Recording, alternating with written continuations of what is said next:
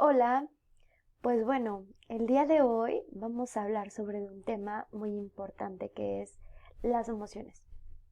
¿A cuántos de nosotros nos ha pasado que presentamos un examen y no nos sentimos nada bien? Y al no sentirnos tan bien, terminamos reprobando el examen o no nos logramos concentrar o incluso a veces, pues bueno, terminamos huyendo de ese examen y mejor no lo presentamos.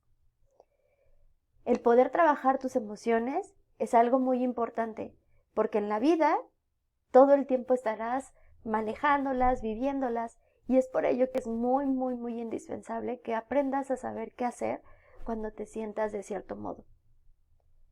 Existen muchas teorías que nos hablan sobre de 7 emociones básicas, 5 emociones, 7 emociones, pero bueno, hay una escritora que es mexicana que se llama Miriam Muñoz Polit. Esta escritora nos cuenta sobre de 5 emociones básicas. Ella es discípula de Fritz Perls, que, pues bueno, un gran personaje de la psicología. Pero bueno, te cuento sobre de qué se tratan estas emociones. Ella habla sobre del miedo, la alegría, la tristeza, el enojo y el amor.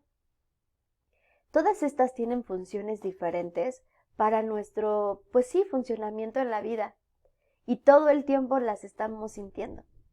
Entonces te cuento cómo es que se viven estas emociones. Mm, Piensa cómo es que tú las vives también, cómo se representan en tu cuerpo, qué síntomas presentas, etcétera. Entonces, pues bueno, te empiezo a contar. El miedo es una de las emociones que nos hace poder preservar nuestra vida. Sin el miedo, en muchas de las situaciones de aquellos tiempos de los cavernícolas podrían habernos comido. El miedo nos podría ayudar a correr lo más rápido posible para poder subir a lo más alto del árbol y poder pues salvar nuestra vida. O lo contrario, quedarnos paralizados para que el animalito pudiera pasar de largo y a lo mejor confundirnos con algún tronco o algo que pues ya no tenía vida. Entonces, pues bueno, el miedo, su función principal, como te digo, era ayudarnos a preservar la vida. Pero ¿qué pasa ahora en la actualidad cuando sentimos miedo? Existen depredadores y no específicamente animales, pero existen depredadores en muchos estilos. A veces creemos que un examen puede ser un tipo de depredador, en el cual podemos huir, correr, evitarlo o incluso paralizarnos dentro de un examen y decir, es que en verdad no me acuerdo, por más que estudié, no logro recordar esto que estuve estudiando toda la noche. Entonces, pues bueno, para poder trabajar el miedo, es indispensable que realmente pienses en por qué es que realmente tengo miedo, qué es lo que va a pasar. Y a veces enfrentar este miedo quiere decir hacer a pesar de. Cuando nosotros sentimos miedo, por ejemplo, a un examen, a veces podemos decir, bueno, pues no voy a estudiar tanto porque sé que requiere de más tiempo. A lo mejor tal vez es una materia que he cargado durante tantos cuatrimestres o incluso es una materia que desde que yo iba en la primaria o secundaria nunca me ha sido fácil.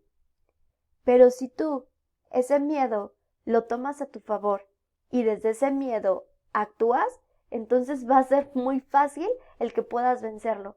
Porque incluso este miedo puede ayudarte a buscar opciones para dejar de sentirlo. Por ejemplo, si le tienes muchísimo miedo al examen de matemáticas, es muy probable que tal vez dentro de las acciones del miedo decidas mejor ingresar a las asesorías o buscar ayuda o estudiar un poquito más. Entonces esto va a hacer que tú en vez de paralizarte, más bien actúes al favor de este miedo y mejor decidas, no quiero pasar por esto más, ya estoy cansado o cansada y mejor voy a actuar para poder vencer este miedo. Y aún con miedo, presentar el examen y decir, tengo mucho miedo, pero sé que estoy bien preparado, sé que hice lo que tenía que hacer para poder estar listo para este examen. Y también el miedo lo enfrentamos en muchas situaciones, como puede ser no decirle a esa persona que me gusta, por el miedo al que van a decir. Y si me rechaza, no pasa nada.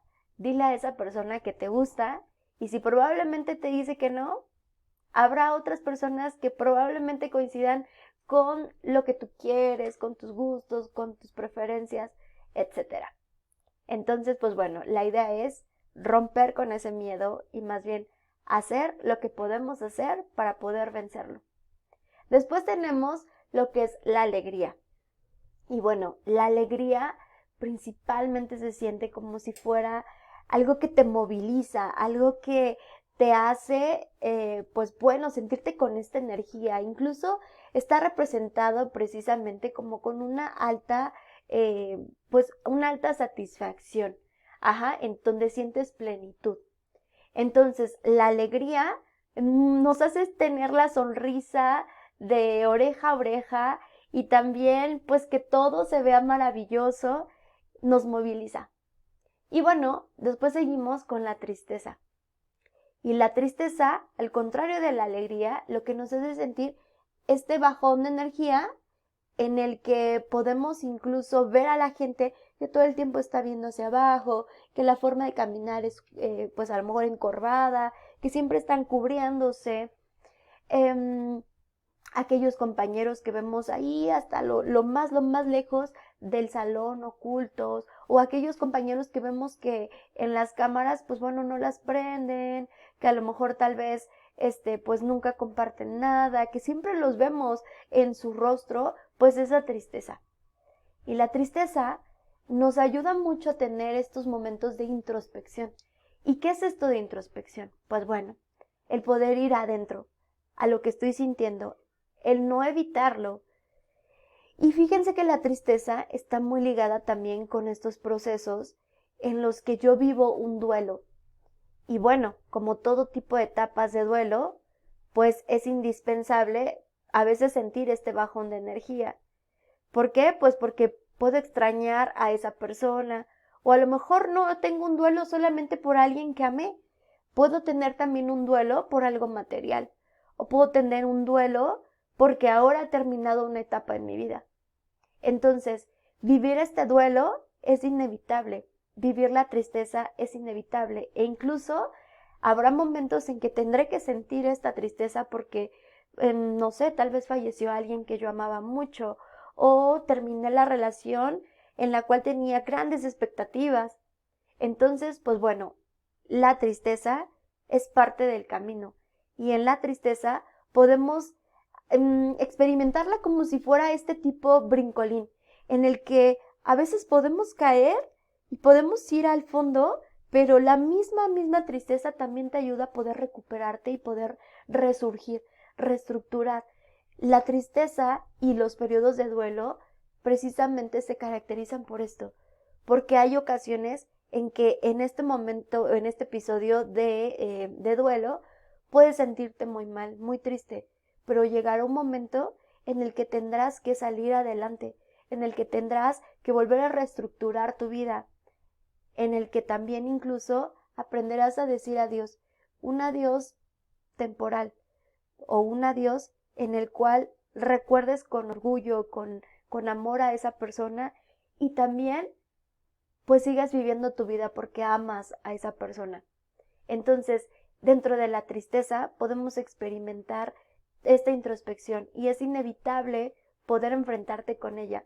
Cuando nosotros evitamos tristezas o alguna emoción, algunos dicen que podemos enfermarnos.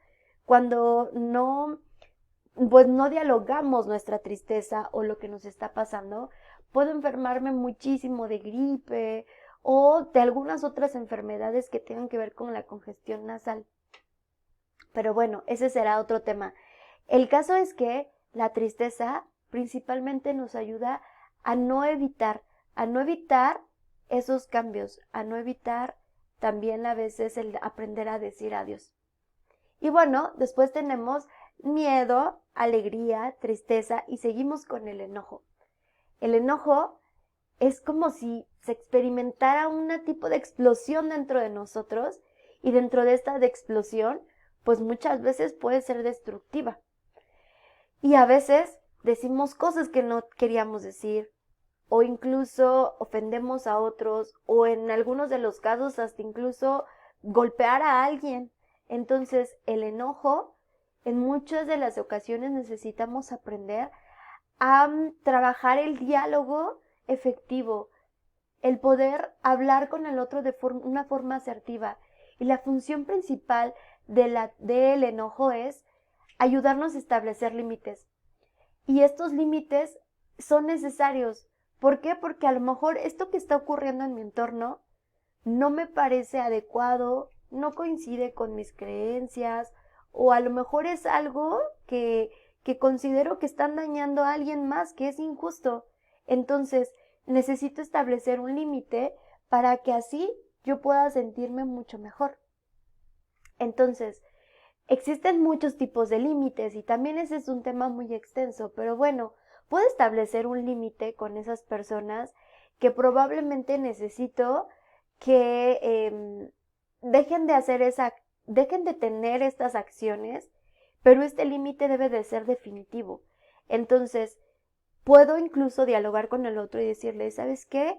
Esto me hace sentir de esta forma, enojado o enojada, no me parece justo y al final necesito romper definitivamente nuestra relación porque es algo que no quiero, es algo con lo cual no puedo vivir, con lo cual no necesito en mi vida.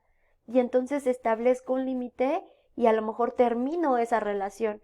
O pueden haber límites en los cuales podamos negociar, en los cuales yo pueda estructurar y decir, bueno, ok, esto no me parece adecuado, esto no me gusta o este tipo de acciones me parecen injustas, pero podemos acordar. Pongamos un ejemplo. A lo mejor, no sé, mi pareja llega súper tarde a una de nuestras citas. Y ha sido algo que ha pasado constantemente, ha sido constante. Entonces, obviamente es algo que puede molestarme. Y entonces yo puedo actuar explosivamente y decirle al otro y atacarlo e insultarlo. Y a lo mejor el otro, dentro de este no diálogo asertivo, termine a lo mejor haciendo lo mismo, gritándome, diciéndome cosas que, bueno, pues puedan hacer sentir mal o incluso más enojada. Y entonces, pues bueno, cuando yo tengo dentro del enojo un acuerdo, puedo decirle al otro el cómo me siento. Es muy importante esto, dentro de este diálogo decir, es que yo me siento de esta forma, no realmente enjuiciando al otro, como es que tú me haces esto, es que por tu culpa pasa esto, no. Yo me estoy sintiendo de esta forma y entonces así yo realmente puedo hacer que el otro baje su barrera y podamos tener un diálogo en el que ambos, dentro de este diálogo, estoy de acuerdo en que puedo expresar lo que me pasa, lo que siento, pero estoy dispuesto o dispuesta a escuchar lo que el otro también tiene que decir. Entonces así poder lograr un acuerdo asertivo y también dentro de la asertividad puedo hacerle entender al otro mi punto de vista sin precisamente necesidad de ofenderlo o de insultarlo. Entonces, bueno, dentro de este enojo, la función principal es establecer los límites. Y bueno, después seguimos a el amor. Y bueno, el amor es este estado en el cual lo representan como una obnubilación, es como si estuviéramos drogados, en el cual sentimos que todo puede pasar y que podemos con todo, en el cual también se siente como una gran energía, sentimos maripositas en el estómago, estamos sonriendo también todo el tiempo, pero fíjense que el amor, a diferencia de la alegría, pues tiene mucho que ver con el compartir, ya sea con una pareja, ya sea a lo mejor hasta con mi perrito, ya sea a lo mejor hasta con mi familia, con mis amigos. Entonces, el amor no solamente es para una pareja, sino puede ser representado para distintos tipos de roles. Entonces, yo te invito a que reflexiones en tu semana y que crees uno como de estos cuadritos que tenemos en donde podemos expresar en el cuaderno o en nuestro diario